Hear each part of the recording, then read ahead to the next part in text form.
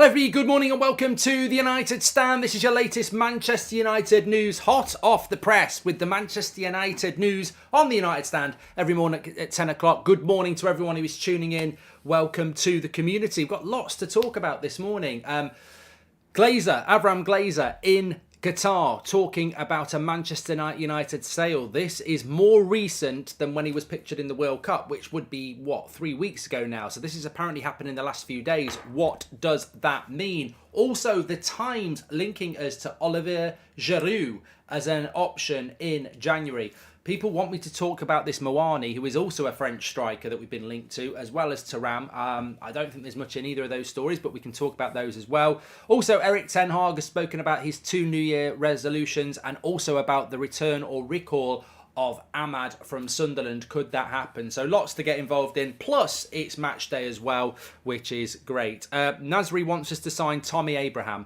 I've heard of Tammy Abraham. Not heard of Tommy. Tommy. But look, let's get into it. Lots to get into. I feel like I need a haircut. I'm not having a great hair day today. You know, sometimes I need a shave as well. Look, it's the first day back for everybody, isn't it? We've had the festive period. It feels a bit weird. People are back at school, work, getting up early instead of getting up at 9 o'clock. It's we've got to get back onto it. But good morning to everybody. Let's start off with the sale because I think that's what everyone wants to talk about. Even though I'm more interested by the Giroud story, if I'm being absolutely honest. So you may have seen pictures last night. They were coming in all over the place. Basically the same picture, and I think it came from Middle Eastern sources in the first place. Picture of Avram Glazer, he's the one with the ponytail, in Qatar. Now, these stories are saying that this picture was taken very close to New Year, maybe as early as December the 31st. Some people are saying December the 30th.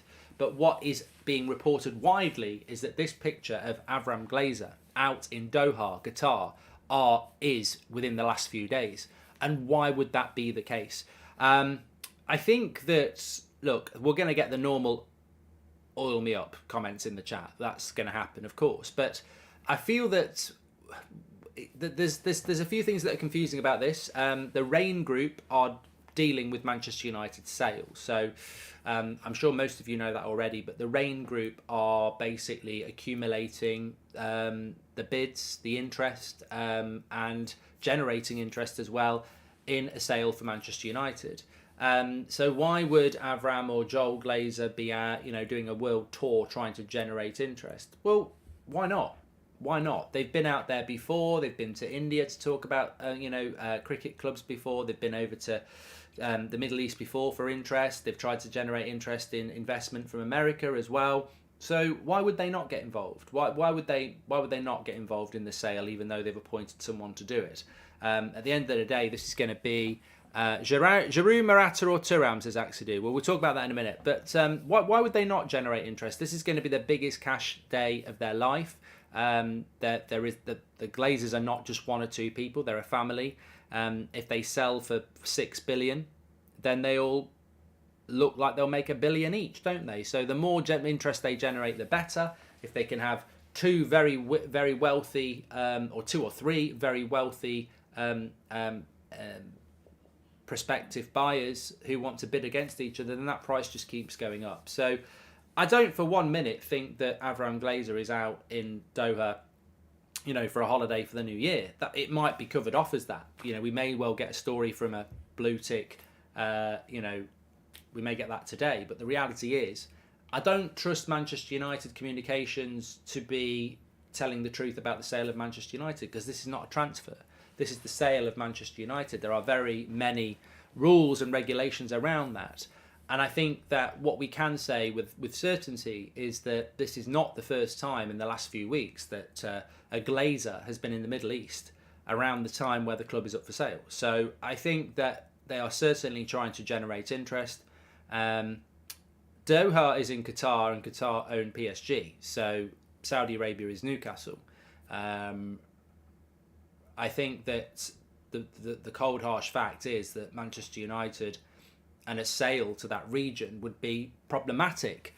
But there is so much money there that I think it'd be very, very interesting to see how that is generated. And we're in that area, aren't we now? I mean, I wouldn't say I'm tired of it, although I probably am impatient. I just want this to move. And I understand that this is not like signing a striker in January. This is the sale of Manchester United, and it can take a bit of time. But I do want to get to that point where we know who it is that we're going to sell to, and when that's going to take place, because I think that is ultimately the next step, isn't it?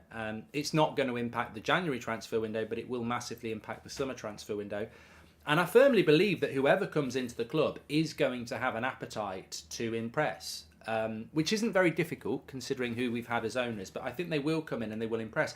It's funny, somebody just said in the chat, will Gary Neville and co be happy with us being bought by Middle Eastern owners? Well, depends what they're going to earn out of it, doesn't it, really? And what I mean by that is I'm not picking on Gary at all there. He's a very astute businessman, but maybe Gary Neville's involved in the bid. Maybe David Beckham's involved in the bid. I mean, people's morals disappear very, very quickly when it involves people they know. And, who knows what ex-United player is going to be on board for whatever ownership we've got.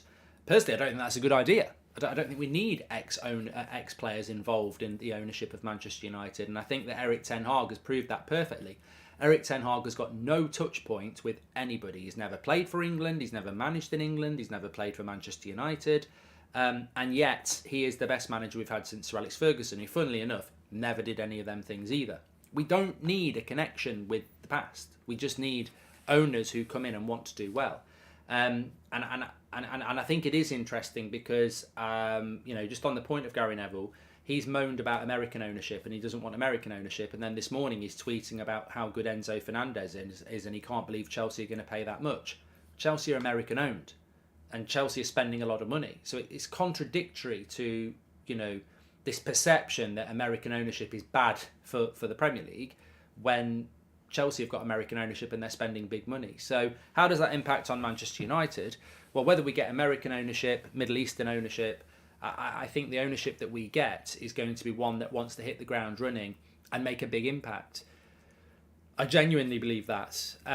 Whether that'll end up being successful or not, well, I don't see why it wouldn't be if we've got the right manager in charge and then we've got the owners who want to, be successful and they clear out the board and the recruitment area and get in the best. I think there's every chance that we can be successful again, which is why we just want to get to a point where we can actually, know who's going to buy us, because there will be barriers, there will be obstacles, there will be potential divisions. And we don't know how that's going to be. I've always said personally, I won't make my mind up about who United's owners are until I know who they're going to be. And because we're not going to have any say in it. This is not a democracy. This is not, I don't think it's a democracy at Liverpool, but they may well take into account what fans would want.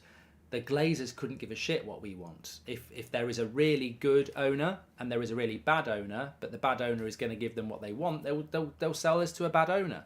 So we will get what we are given by the Glazers, which is what has happened over the last 17 years. And if Avram Glazer is finalising a deal, and let me just be clear on this, if he's out in Qatar again, he might be over there finalising stuff. This could be very advanced talks with new owners from Doha. It could be. On the other hand, we may be in advanced talks with people that nobody even knows about. But look, there's every reason to think that they are out in Qatar on the regular because they are out there, looking to sell Manchester United to the most wealthy area in the world. So I wouldn't be surprised if that's what we're there to do. And I wouldn't be surprised if this is advanced stage, there. But imagine if we do get bought by, a Middle Eastern billionaire outfit. Do you think every single Manchester United fan is going to be happy with that? Because I know for a fact that they won't. The question is, would they be vocal about it? Would they have a problem with it? Would certain supporters' trusts just go along with it? Or would they just be, we're not happy with that? And that's something I can't answer, and that's something you can't answer. We just don't know. Maybe some people are just of the opinion now that morals are out of the window for football anyway. It's about money and being successful. But hopefully, what these pictures indicate is that we are getting to a point where it is the end game and we can get on with where Manchester United need to be, because I really want to see new owners at Manchester United in a new direction. Why people think anything to do with oil is evil? Well, I'm sorry, but Jim Radcliffe made his fortune in oil as well, says Nida Mensch. Thank you very much. And do you think Brandon Williams can start in the future? Darsh, I couldn't give a shit, to be honest with you. And Morning Mark says, Sam, Happy New Year, bud. Do you think there's a chance we could beat Man City on the 14th? If so, would you believe in top 4 finish, says Sam. Well, we've got a lot to go through before we start talking about playing Man City or the future of Brandon Williams. But just to wrap up that picture, Avram Glazer pictured out in Doha, Qatar in the last few days. And as somebody just said there, John Davis, there's no smoke without fire. So, let's see what happens with that. But look, Man City's a long way away. We've got Bournemouth tonight, we have to win. Then we've got Everton, and then we've got Charlton in the Cups ahead of a game against Manchester City. So I think that, I'm not going to talk about top 4 in any depth because I spoke about it on the show last night. I still think no, but I still think Arsenal won't win the league. What I will concede is top 4 and Arsenal's title hopes are looking more like they're in our hands and Arsenal's hands at the moment, which is all you can ask for. What we do in the transfer market is going to dictate what we do between now and the end of May. And it's interesting listening to some of Ten Hag's quotes from yesterday when he said that his New Year's resolutions really are to win trophies and to continue to make Old Trafford a fortress. But he also spoke quite realistically about there's a long way to go. We can't start thinking about trophies until we get to an opportunity where we can win a trophy, which is obviously the final. He said, look, there's so many games to go. We're not even halfway through the season yet. And I think that's a mindset that everybody needs to take on board that may be difficult for everybody to actually comprehend. We are not halfway through the season. I think because it's the first week of January, you fall into the stereotypical first week of January. We're past halfway of the season, but we're not. We lost a month. We lost a month to the World Cup. So realistically, we're probably around early December from where we would normally be. So we're not halfway through the season yet, and Ten Hag's right, and therefore everyone's saying, well, the team that's top at Christmas, the team that's bottom at Christmas. Well, that's not normal because Christmas isn't. The normal amount of games haven't been played. So there's still a lot of football to play. And I think Ten Hag's realistic about that. But he's absolutely spot on. We're playing at Old Trafford tonight. We're playing at Old Trafford on Friday. We're playing at Old Trafford against Charlton. And we're playing at Old Trafford against Man City. We've got 4 home games in a row. And if we can, dive deep into what we've been doing in the last few games and win those games, then we are starting to turn Old Trafford into something it hasn't been in a decade, which is a very hard place to come. If the opportunity to sign Moukoko arises, Man United should do everything in their power to make it happen, says Augustine. And Viva Maguire, says Ollie Gunner. Thanks for the super chats this morning. I hope you're all doing well. Hi Mark, United a pony up the Arsenal, says Red Smoke. Well, your fan outlets must be bloody pony if you're tuning into the United stand. I suppose the problem you Arsenal fans have now is that your content has been built up on hysteria and moaning, hasn't it? And you don't really know what to do now you're being successful. And you didn't even see it coming because you're all Arteta, Arteta. You didn't have a bloody clue you had a decent manager, so jog on. Thoughts on Eric's comments on Ahmad. I'm going to talk about Ahmad in a moment, but I want to talk about this first. The striker options. The Times this morning talking about Manchester United putting Olivier Giroud on their short-term January transfer list. This, I've got to say, my initial reaction to this was, this is interesting. I thought Giroud in the World Cup did really, really well. 36 now. Would be ridiculously short-term. And where is this coming from? Well, it's coming from the Times, but would Giroud be an interesting option for Manchester United at 36? And I think that, a lot of people are going to say, God, no, God, no. My straight reaction when I heard about the Giroud story this morning was that it doesn't make any sense because he wouldn't want to just do 5 months. He'd want another year. He'd want 18 months. And I think 18 months is pushing it too far. We've seen with Ronaldo how somebody who's 37 can suddenly just drop off the cliff in the space of 2 months. And Giroud would be 37 if we gave him 18 months. So that to me would be the biggest concern. I'd take Giroud for 5 months. I'd take him till the summer and then let him go wherever he wants to go. But I don't know that that's something that would happen because he's still at AC Milan, with 5 months left on his contract. So why would he leave AC Milan to come to Manchester United for 5 months? He may as well stay at AC Milan for 5 months and then get another year somewhere in the summer. So Axadu says yes to Giroud. I do like I do like Giroud, and it would be a very interesting option and a very different option. I mean, he's not quick. He's good in the air. He's good at hold-up play. He's not going to be particularly good at pressing from the front. I can't see this happening, basically. I think there's many reasons why not. His mobility, the fact that he'd want an 18-month contract, the fact that he'd cost quite a bit of money as well. I don't think we'd do it, and I think we'd be right not to do it. But it's interesting that he is being mentioned as a potential option, because what it does is it just shows just how potentially desperate we are to do deals that aren't really what we wanted to do. I mean, we wanted Gakpo, we want João Felix, and then you wander into these areas where you get linked to Morata and Giroud and Thuram and all sorts. And yeah, I mean, I hope that we can still do something around João Felix, to be honest with you. But Giroud is an interesting option. I just wouldn't want it to be an 18-month deal. I'd want it to be for 5 months. Hi, Mark. What do you think is the likelihood we don't sign any player in this transfer window, says Patrick? I think that's a good point, Patrick. And I would say that the chances of Manchester United signing nobody is probably very, very low. We will bring somebody in. I think that I see this every year. I see it every January transfer window and I see it every summer transfer window. You will get some fans who are so fed up with the way that we run our transfer business that they'll just go, well, guarantee we won't buy anybody. We will bring somebody in.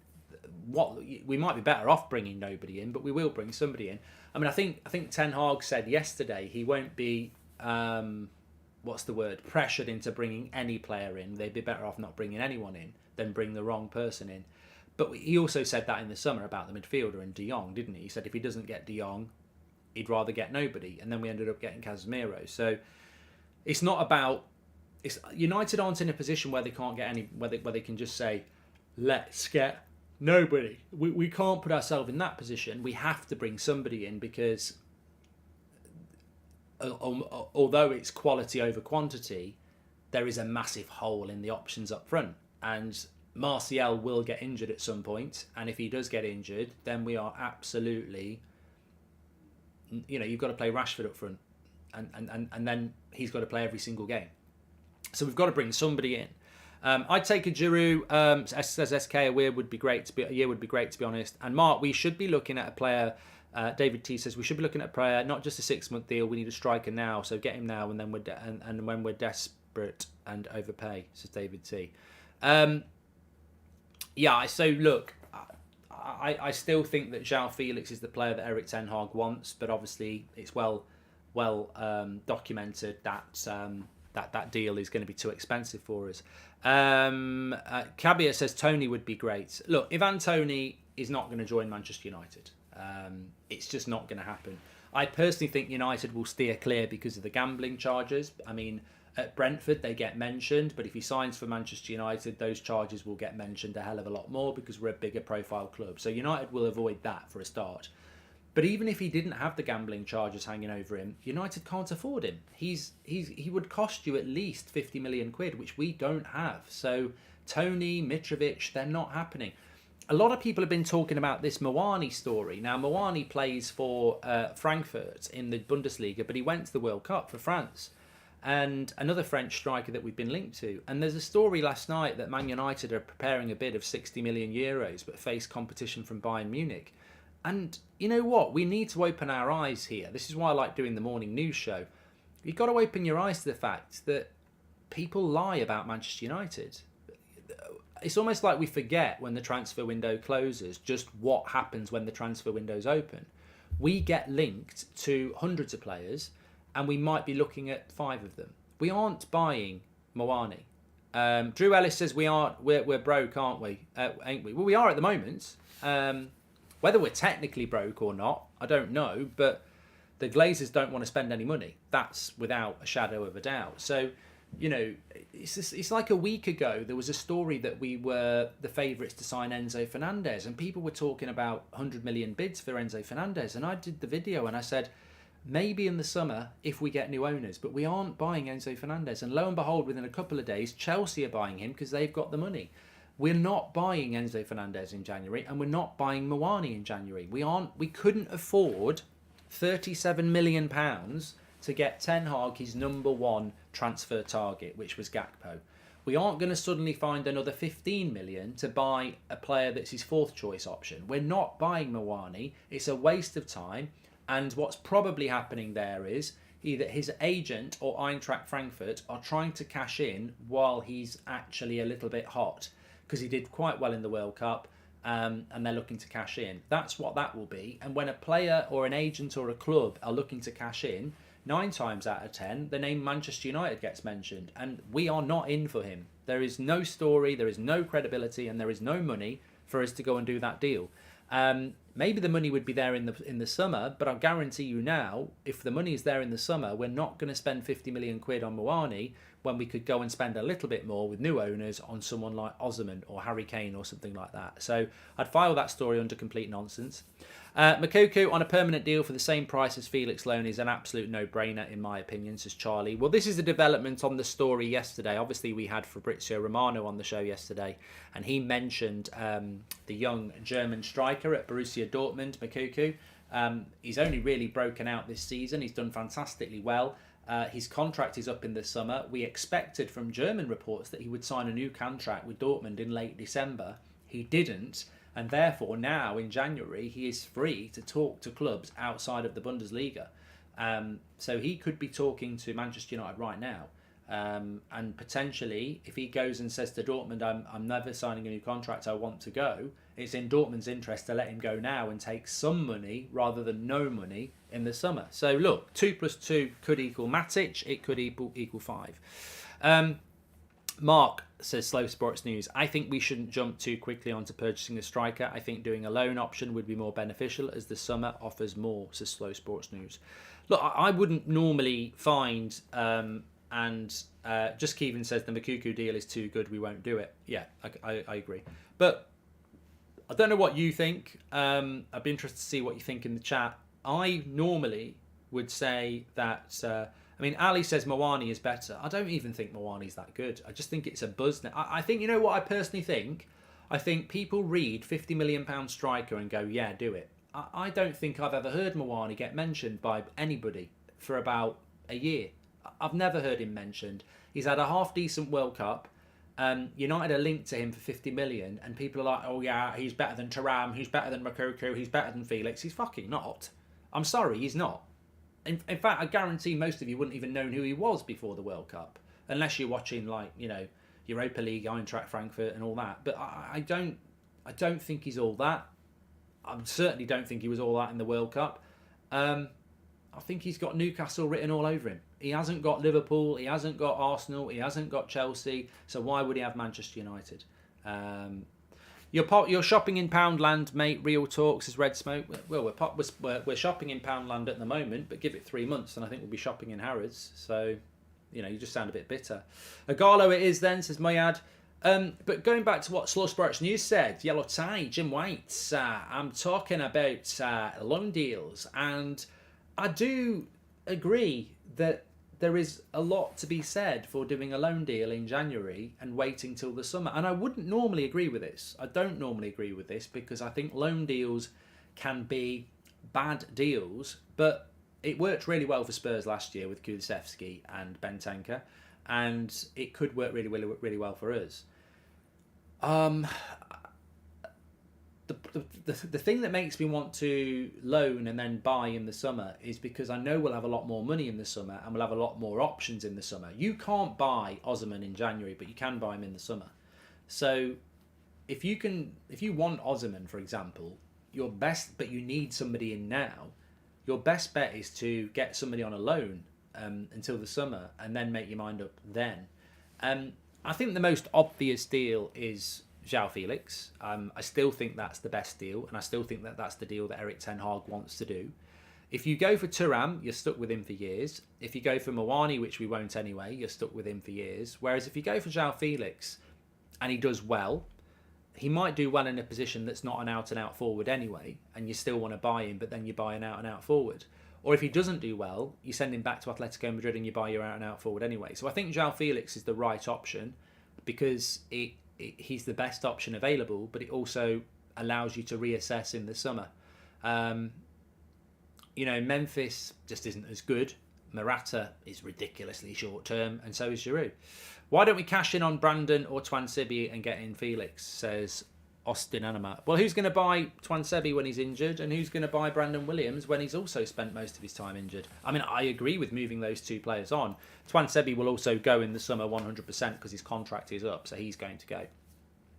Christian says, hi Mark, Happy New Year, buzzing for the game tonight. If Spurs finish out of the top four and we get in, surely could get Kane for 75 to 100 million. I know he's 29, but still 5 or so years of 25 Premier League goals, as Christian. Look, my hunch, and I've said it for so long, and whether I get the credit for it or not, I've still said it. My hunch is that Manchester United will move for Harry Kane in the summer. I don't want Kane, says Joe Tommy. I wouldn't sign Harry Kane either. I really wouldn't sign Harry Kane. But I have said it for a long time that my hunch is that that's what we're going to do. Tammy Abraham says Marcel. A few people mentioning him this morning. But no, I do think Man United will go for Harry Kane because I think it ticks so many boxes. They like a big signing. He is English. He will want to stay in the Premier League because he'll want to break the Premier League goal scoring record. And I think there is this belief that Harry Kane is actually better than he is. I don't think Harry Kane is the player he was 2 years ago. I've seen a lot of Harry Kane for Spurs and I've seen a lot of him for England. I don't think he's the player he was 2 years ago. Argue with me. I don't. I don't think he's the player he was 2 years ago. Whether he can be that player again, I don't know. He's had quite a lot of injuries through his life. He's going to be 30 in the summer, but I think there's a fall off with Kane. I think I've seen it. Some people will be going crazy about me saying that, but I think he's fell off a bit. And also he's never won anything. So I think with Kane, as much as it could be a good deal, you could be lumbering yourself with Harry Maguire again, where you overpay for a player that's not as good as you think he is on a 4 or 5 year deal on big wages, and then you're stuck with that mistake. I personally would steer clear of Harry Kane. We did this with Alexis Sanchez at 29, and it was a burden for 2 or 3 years.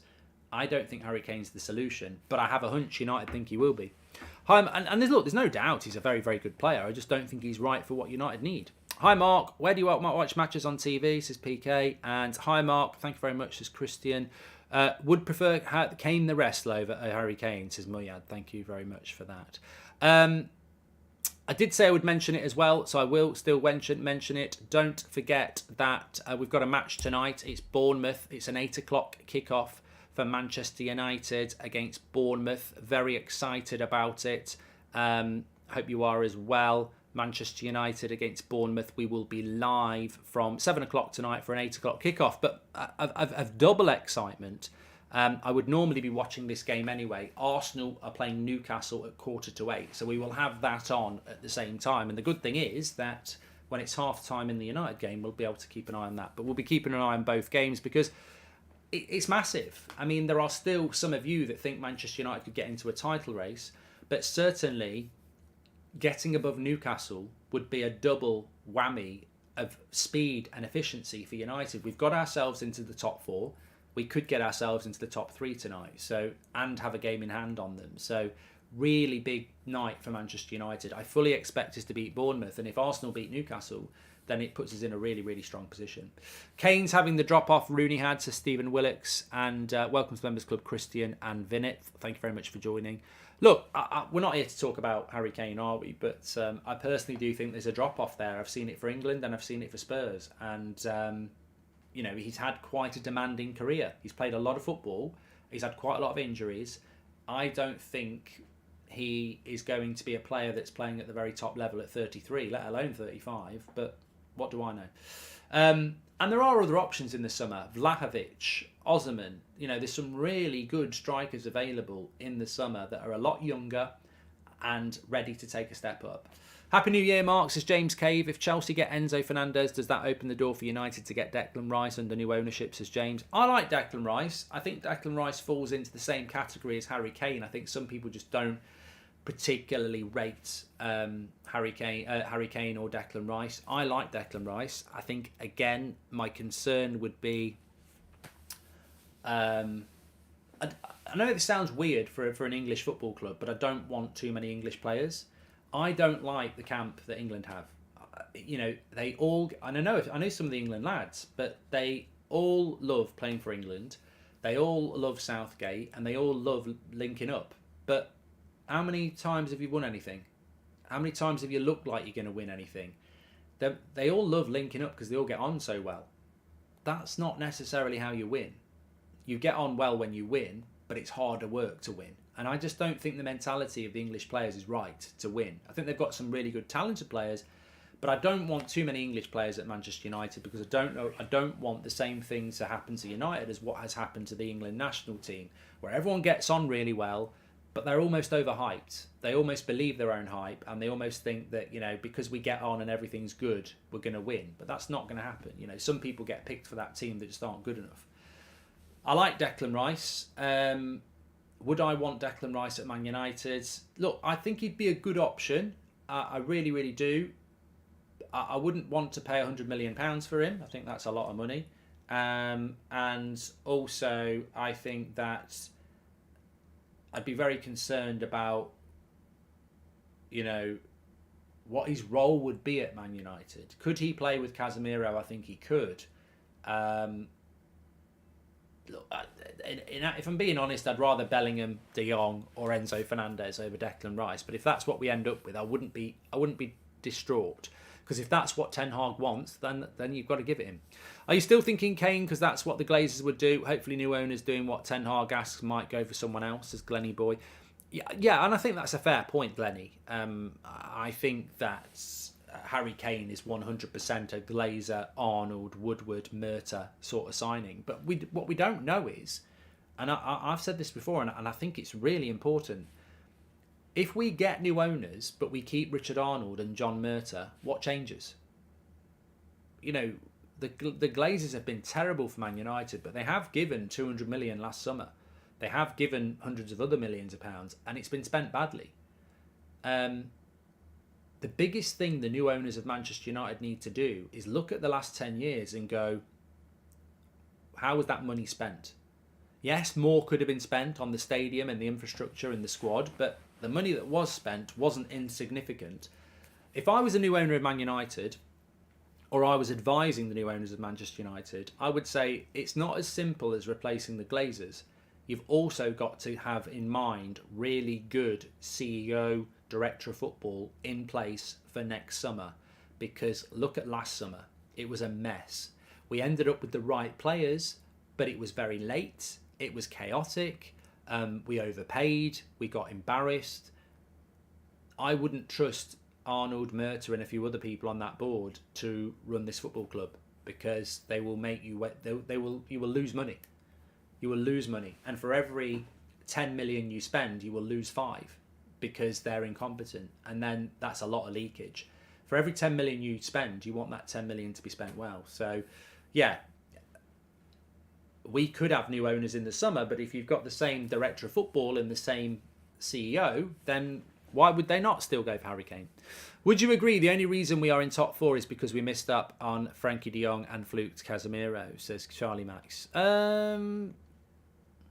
I think it's a great point. I think it's a bit of a negative point for a match day when we've got a chance to go third. But look, football and life is like that. Sometimes you want one thing, you end up with the other, and you then have the other thing and you go, oh my God, if I'd gone for the one I wanted, I wouldn't be in this great position I'm in now. I think that Casemiro would never be wearing a Man United shirt if United hadn't wasted all summer trying to sign Frankie de Jong. The question is, would we be in a better position or a worse position if we had Frankie de Jong instead of Casemiro? And I've got to be honest, I like Frankie de Jong, but there's absolutely no way he can run a midfield in the way that Casemiro runs it, the way he breaks the play, the way he allows the fullbacks to go forward. I think with de Jong, Frankie de Jong instead of Casemiro, the best we could hope for is to be in a similar position. We certainly wouldn't be in a better position, and I'd suspect we might be in a worse position because Frenkie de Jong and Eriksen would not be as strong as Eriksen and Casemiro, in my opinion. Mitrovic looks a better option, says Faisal. Well, Mitrovic is not an option. I do understand that everybody has a different level of knowledge and a different level of excitement and a different level of opinion. But I wouldn't normally say this, but I do think it's really important that if you are a United fan and you are thinking about the January transfer window, you absolutely categorically, whether you like it or not, have got to set a £15 million limit because that's all United have got. There's no point talking about Moani, Tony, Mitrovic, Vlahovic. There's no point talking about these players in January because they're just simply, I'm just going to go, it's not happening. Because it's not happening. We haven't got the money. And anybody who thinks, oh, well, maybe we have got the money. We haven't got the money. Cody Gakpo was the number one target for Erik ten Hag, and he wanted him. We didn't even bid because we didn't even have the money. So we are not going to suddenly find 50 million and go, let's go and get Moani, let's go and get Mitrovic, because they would have done that for Gakpo, the player that Ten Hag wanted. So when you're thinking about this January transfer window, you absolutely have to set yourself a £15 million limit. And that is what we're operating around in January. And when you do that, then that is when, you will find a reality. James Sender, welcome to the Members Club. Thanks for joining. Recall Ahmad and bring in Openda, says Jude Brown. Okay, I want to talk about Ahmad very, very quickly. You may have heard, is Brereton Diaz an option, says Tom Evans.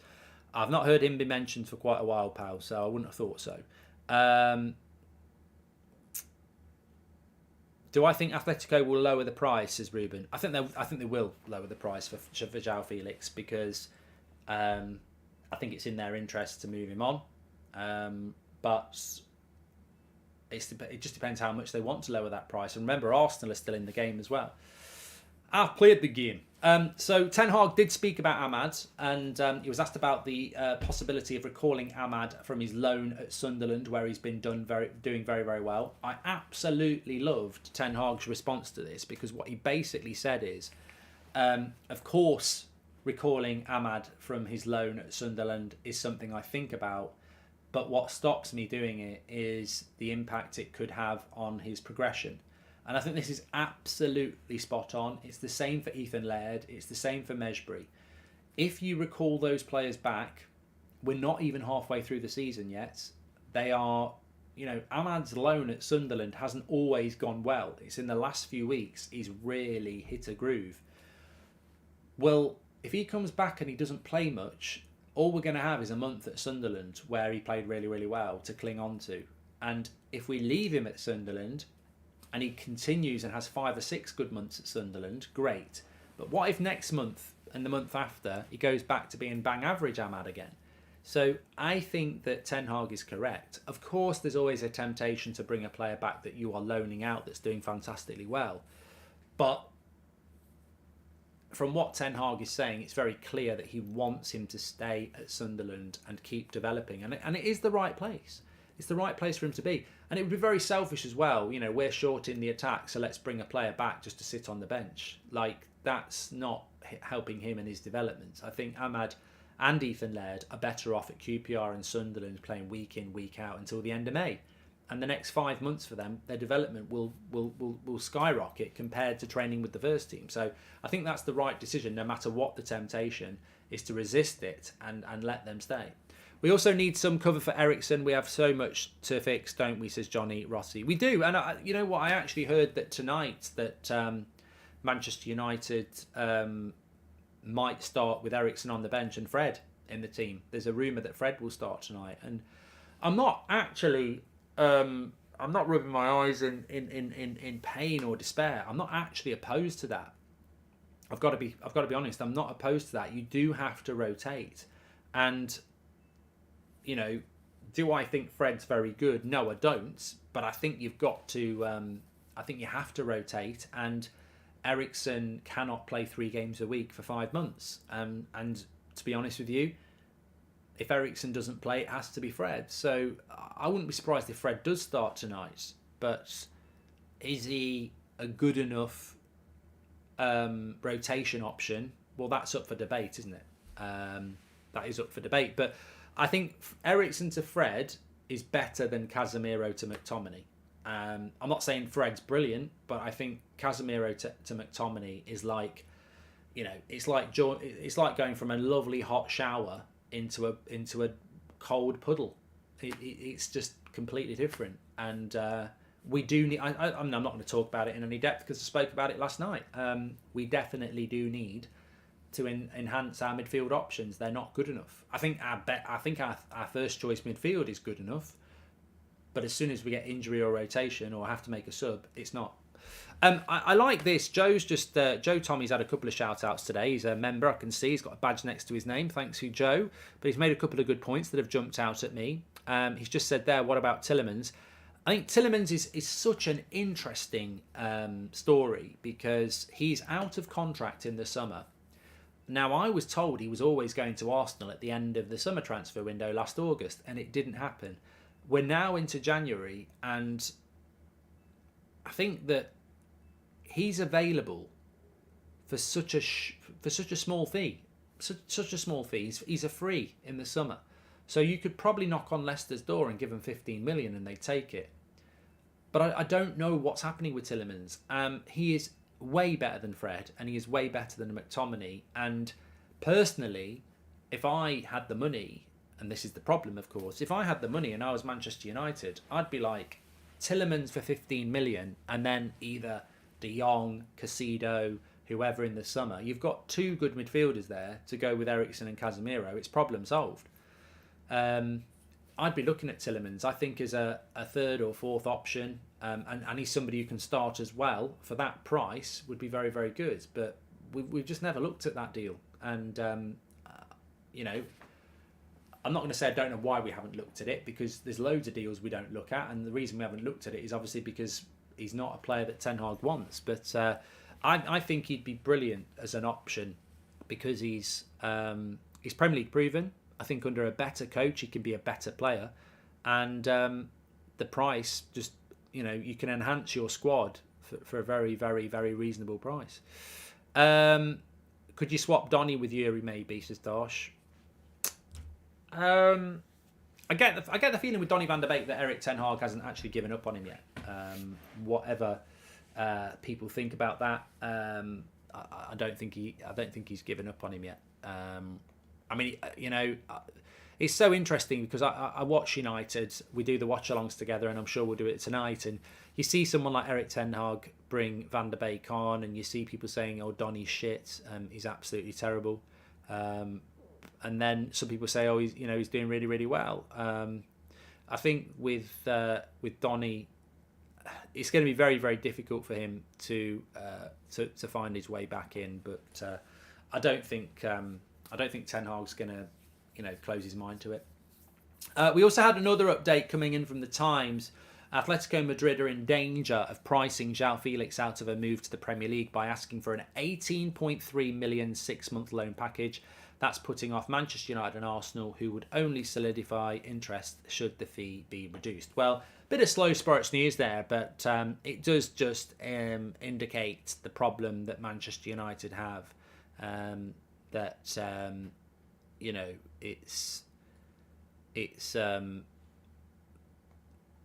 It's a lot of money according to United and Arsenal, but I mean,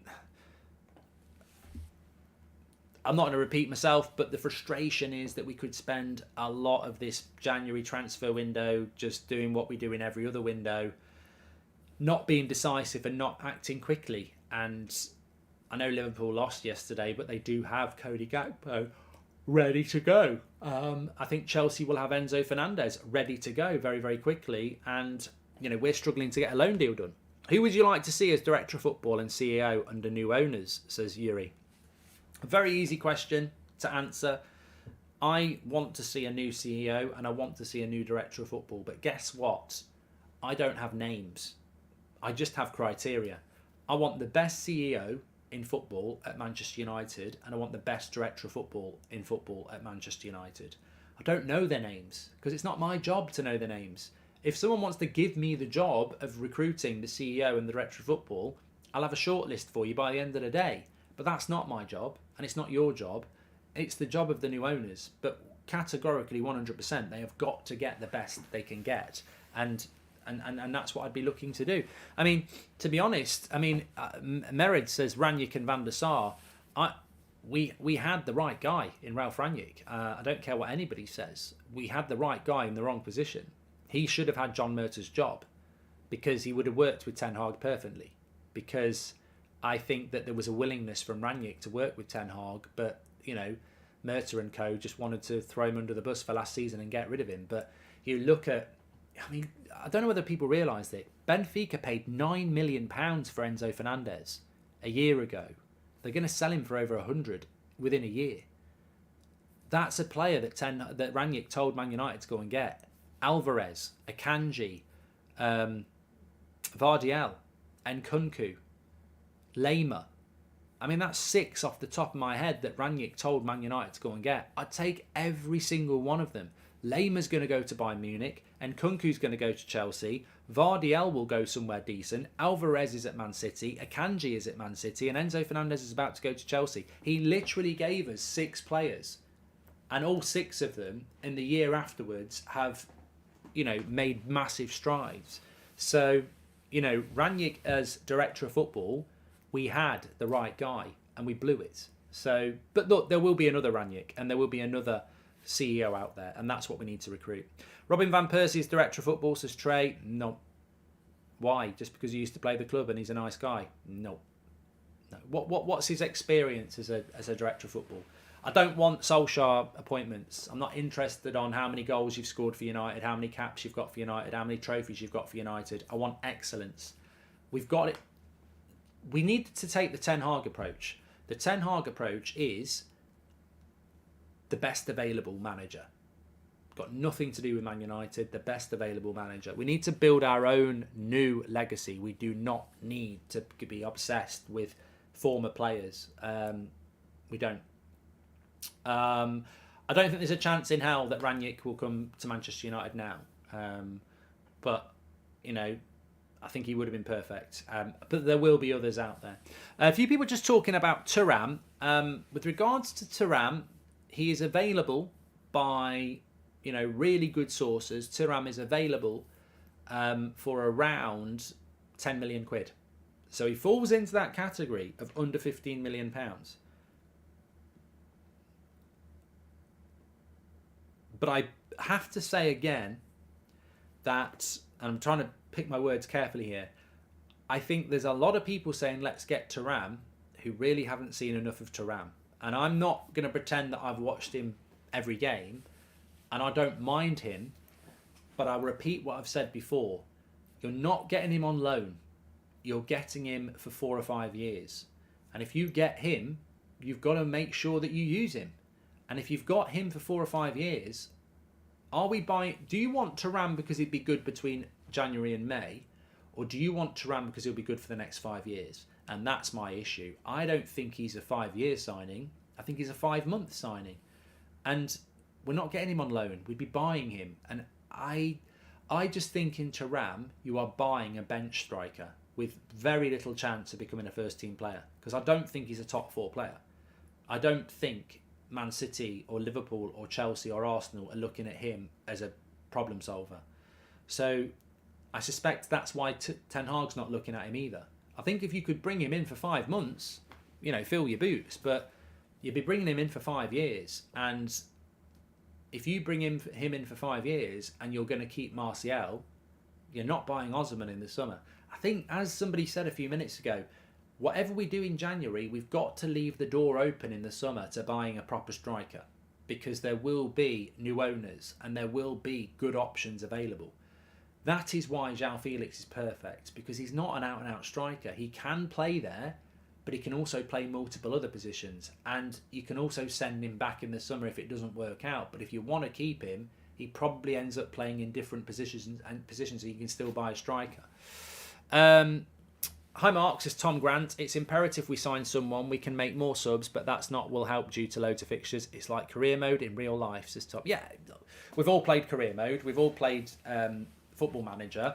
And we all want to pick our best team every game for 90 minutes. But what happens is, the more successful you become, you play Saturday, Tuesday, Saturday, or you play Sunday, Thursday, Sunday, and you're playing 3 games a week for 4 months. And what happens is, those fatigue levels of your players start to drop, so that you pick Delo, who's tired against, Leeds away, and he doesn't have enough recovery time for Barcelona. But you pick him, and then he gets even more tired, and then he definitely doesn't have enough recovery time for the game on the Sunday. But you have to pick him, and they just never replenish their energy levels, and that's what's going to happen. It's going to be a real slog. On the right back, it was interesting. I spoke to Fabrizio yesterday about the right back situation, and he said, no, there's still options for Manchester United. Their priority is to get Delo on a long-term contract. If a decent offer comes in for Wan-Bissaka, they'll let him go, and then they'll look at a right back option. So it's still there, but I've got to be honest, I don't know how we're doing a right back in January. I really don't. If we haven't got 15 million quid for a forward, how are we recruiting a right back? I just don't see it.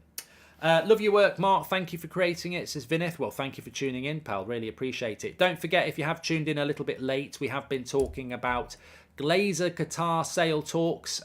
They have been out in Doha doing their thing. Well, Avram Glazer's been out in Doha, Qatar, over the last few days, and he's been photographed out there. We can't bring anything definitive about what's happening, but I think what we can say without any doubt is that United and the Glazers are deep in conversation trying to sell the club. I'm like you now. I don't think. I think when we were spoken about Apple and Amazon and everybody else, it was just pure speculation. It's not pure speculation that United are trying to sell us to the Middle East. I think they're trying to sell us to anybody who will spend a lot of money, but obviously there's a lot of money in the Middle East. Now, what we need to do is get to the next stage now. We need to know who's buying Man United. I don't think we're far off. I do not think we're far off. And I think that's going to be the next big conversation when it hits who is buying Man United. Because I'm telling you now, everyone's not going to join hands and start singing, We Are the People when we get our new owner. There will be some detractors. There will be some division. How deep that division is, well, that's for each individual. Nobody's saying you have to be happy with who buys Man United, by the way. Don't feel like, the big mistake with the Glazers was that I think some people were very vocally against it, and some people were just like, well, let's wait and see. If you aren't happy with the next owners of Man United, then I think you've got to be vocal about it from the very, very start. Because the big mistake that happened with the Glazers, and I've spoken to a lot of people who were around at that time, very active at that time, and they said too many fans, because they didn't know what was coming, just sat back and accepted it. If you're not happy about the next owners of Man United, then you should be vocal about it from the start, because the worst thing to do is just go, I'll just wait and see what happens, and then moan about it 10 years later. But we'll see what happens. Nico says, what about Sir Jim? I'd be very surprised at this point. I'd be very surprised. There could be a shock. There really could be a shock. I've always said that I wouldn't be surprised if there is a bid that has got ex-players attached to it. Now, whether you want that, whether that's right, I don't know. I don't think there's an ex-player out there that I've heard consistently speak sense. I've seen ex-players come along and go, let's get Diego Simeone as the manager. Let's get Poch. Let's pump money into more English signings. So I think, I don't really see the difference between a bid with an ex-player and a bid with a super fan. I think it's all the same. Tyrrell says that Goldbridge, Arsenal are going to get João Felix. You might. You might do. You might. You're up. The way it's going for United, you might do. We've lost out on Gakpo, mate. I'm not going to sit here and start saying that we're definitely going to get João Felix. I think J Pill says, with Southampton destined to go down, I imagine 28-year-old James Ward-Prowse would be available for a cut price. Tell you what, and I'll say it again, if we happened to get if we saw a situation where Southampton were relegated, the one player I'd go and sound from Southampton is Bella Ketchup. I know it's his debut season in the Premier League, but I think he's been absolutely fantastic. What's the story with Sancho, says Des? Well, he's back in training, his individual training. How long's a piece of string, I think, with Jadon Sancho? We all want to see him back playing. I don't know when he will be back playing, is the honest answer. I don't think anybody knows at the moment when he'll be back playing. Charlie Mack says, what a shambles. Other clubs are closing deals and we can't get our foot in the door because we are Manchester United and we won't pay double the rate, says Charlie. Well, I think the thing about João Felix, just to go back to him, is if you pay the money, you get the player and you get on with the rest of your season. It's not like it's June and we're not playing a game for 2 months and we can negotiate for 2 months. We're playing Bournemouth tonight, we're playing Everton on Friday, we're playing Charlton on Tuesday, and we're playing Man City a week on Saturday. If you got João Felix in today, he's available. And you've got your forward, and no one can talk about it. If we had João Felix now, you lot wouldn't be going on about Mawani or Thuram or Giroud or Memphis tomorrow, because you'd know that's it. There's no other forward coming in. So what I'm trying to say there is that we've got games to play, and we could just get João Felix in and move on. And Charlie's right, this is the frustration with Man United, because we don't do things the easy way. We do it the hard way, which actually makes Ten Hag's job harder, because he hasn't got the options at the moment. And for every game he doesn't have an option, his team, go back to the fatigue, his team is getting more tired the longer he has to do it without the rotation option. Mark, you got a lot more grey hairs. Take a break, says Ahmad. I actually like my hair how it is, mate, Ahmad.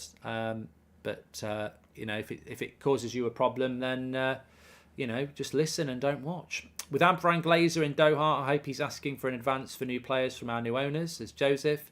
Thank you very much. And 3 million and 3M and Derby on next Saturday, says Savage. Do you think we will get a new second or third choice goalkeeper, says Rory Carroll. I don't know. I think that the January transfer window, whether people like it, is 4 weeks. In 4 weeks today it closes. It's the 20th. In 4 weeks it'll be the 31st. So 4 weeks today it closes. It's very small. United are very slow. We aren't getting a right back, a goalkeeper and a striker in 4 weeks. I can say that with absolute certainty. You can only do so much in a January transfer window, and United have got history of elongating a deal to do that exact thing. They don't want João Felix now because they think they can save a few million, but they also don't want him now because if they get João Felix, they know for the next 3 weeks you lot will be going, "Where's the right back? Where's the right back?" So it's in their interest to drag this out. If Bayern not gone for Bundesliga player, don't go for the players they know how to get step-up players, says Jay. Okay. And Aaron Wan-Bissaka is good enough to cover Delo, says Sean. He is, Sean. You're right. But is that good for Wan-Bissaka, and is it good for Manchester United to have a player that they're looking to sell sat on the bench? I would take Giroud for 6 months, Divya, but I don't think he'd want to come for 6 months. Delo is back, Football Edits. He'd probably be on the bench tonight. I'd start him, but I think he'll start against Everton. Great show, Mark, says Luke. Thank you very much. Make sure you smash a like on the video and subscribe. Mark, how about Martin Terrier as a cheap option, says NAK. And we're going to get Depay, definitely. Glazers out, says Des. I think Depay is there late in the window and United know it, which is a problem in itself because it means that he's available and United know he'll be there at the end of the window because no one else wants him.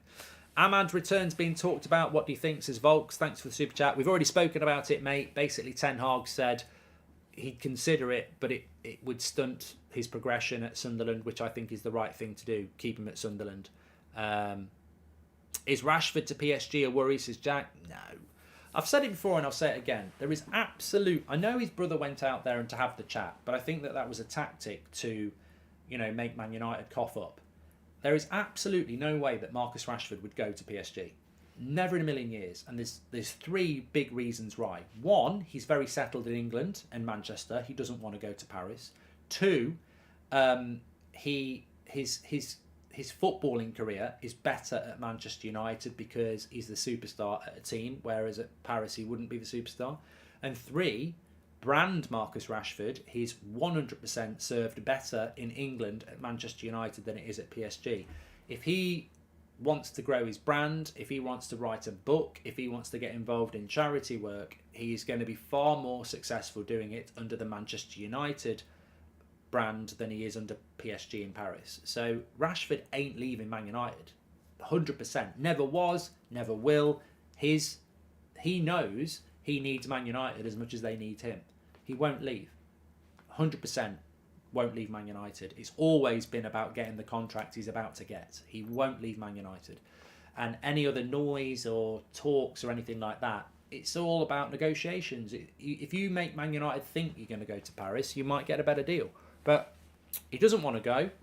His career's better here and his brand's better here. So he ain't going anywhere. No way. Why don't they just give up Iqbal the chance instead of Fred, says Lijam, and at least he's playing worthy of a new contract. Exactly, Chunky as well. He's 100% going to stay. Mott says, can't wait to see the back of the Glazers. Let's as supporters know if we can help accelerate the process, says Mott. I don't think there is any process to accelerate. We just need to know when it's going to happen and get on with it, really, don't we? That's what we need to see. Anyway, I think we're back at 2 o'clock. We've got a road trip, but we're certainly back at 7 o'clock for Manchester United against Bournemouth. It's match day. Obviously, we'll go live if anything happens before then around transfers or sale talks or anything like that. But thanks, everybody, for tuning in. Really enjoyed the show this morning. Make sure you smash a like on the video and subscribe. Big shout out to the legends in the live chat and obviously everybody who's watching it not live. But it's been a good interactive show and I'm looking forward to the watch along tonight. Take care, everyone. I'll speak to you all in a bit.